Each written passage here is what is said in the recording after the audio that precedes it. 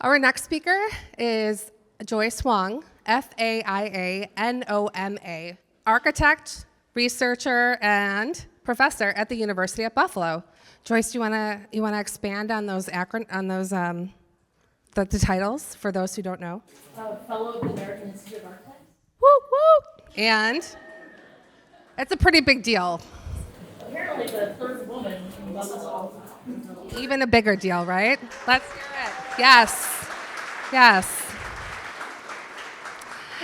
Joyce is, NOMA. Oh, National Organization of Minority Architects. Thank you. Also a very big deal. Joyce is the founder of Ants of the Prairie, a practice that explores ecological design by integrating architecture and wildlife. Her internationally exhibited work redefines sustainability and resilience through bold, interdisciplinary thinking. Let's welcome Joyce to the 6th MBS stage.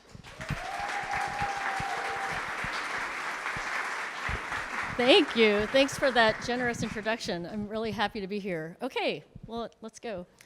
So yes, hi, I'm Joyce Hwang. I'm a professor of architecture at UB. I've been there for 20 years. It's been amazing. There's so many colleagues and friends and former students here, fantastic. I'm also an architect. I have a small practice called Ants of the Prairie, mostly focusing on designing ways to incorporate wildlife habitat into the built environment. Some of my earliest projects that you see here were developed and built, at least started here in Buffalo, with really scrappy means at first, getting small arts grants and so on.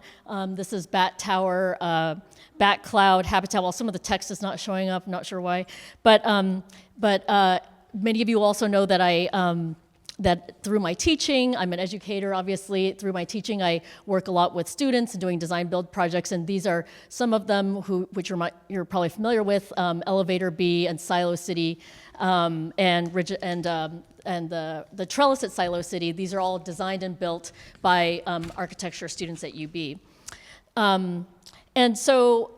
But when I first moved to Buffalo about 20 years ago, I was actually, I did a lot of like walking and running around the city, and I started noticing a lot of things like, bats flying out of houses and different things, and a lot of times people ask me like, how did I get into what I'm doing? Did I have an outdoorsy childhood? Did I go camping a lot? No, I just went to regular architecture school. This is me as a sophomore student at Cornell, and so I wasn't really, I'm from the Los Angeles area, from a suburb in Orange County, and I experienced, landscapes like this. And something that happened when I was a kid was that I saw a bird building a nest in a topiary bush. I did a really bad sketch here to kind of show what it might look like because I didn't have a photo of it. But I was really fascinated by how the bird basically dented the bush and made it sort of a mess. And I found that to be intriguing. And as a practicing architect, I worked on a lot of different projects. Originally, when I first graduated, I was working on institutional projects, civic, commercial, a number of different projects. These are from San Francisco, Barcelona, and Philadelphia. But during that time, I encountered something that made me rethink the profession a little bit.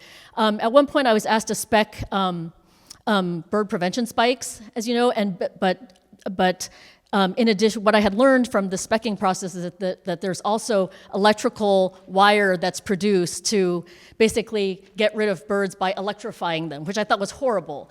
And it was from that sort of moment that I started to think about, well, how could architects act as advocates? Like, how can you think about the environment in a different way? And I realized that there's a lot that we can do, and thinking about specifically things like, bird-glass collision, which, most of you are familiar with. Birds die because they can't see clear glass, they fly into it.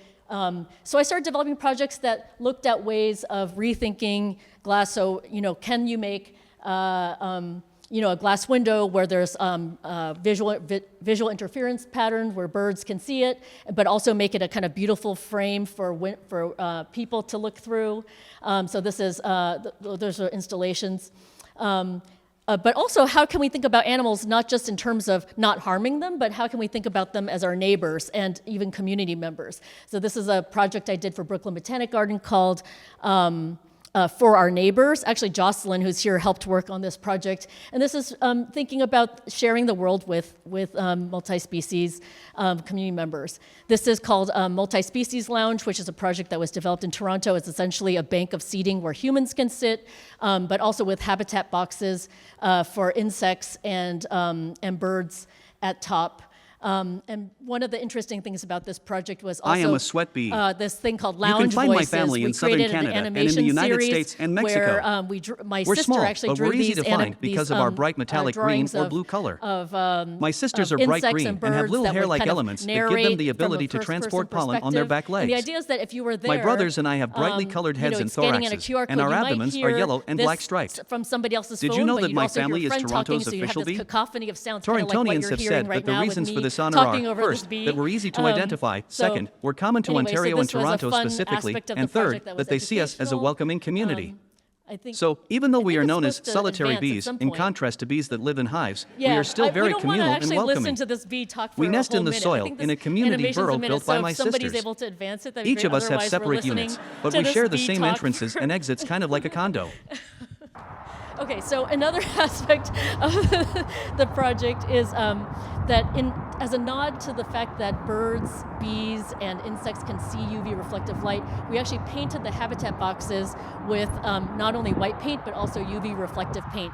And with a blacklight flashlight, you can see what it might look like to an insect. And I think this is also supposed to advance, but this video is really long, so if you want to advance it, that's also fine.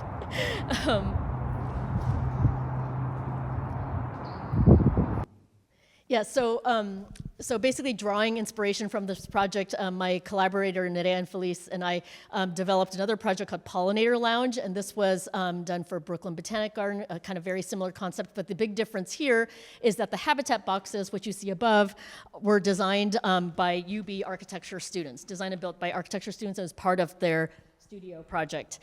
This was actually a sophomore studio project with 7 studio sections taught by 7 faculty: Seth Ammons, Sean Cheeky, Brian Carter, Maya Peck, Adam Thibodeau, Nicole Sarmiento, myself, Maya's here. And this was a 1.5 week long project done in the spring. So wrapping up, today we live in a world where we see birds making nests out of anti-bird spikes, which is what you see there on the left. And as much as humans try to keep animals away, we have to remember that animals are part of our shared world, and we have to think about them as we are designing as architects. And so whether or not we like it, we're already living in a multi-species environment. And so the question for me becomes, how do we design in consideration of urban animals in a way that not only prevents conflicts, but also encourages care and stewardship of our non-human neighbors? Thank you.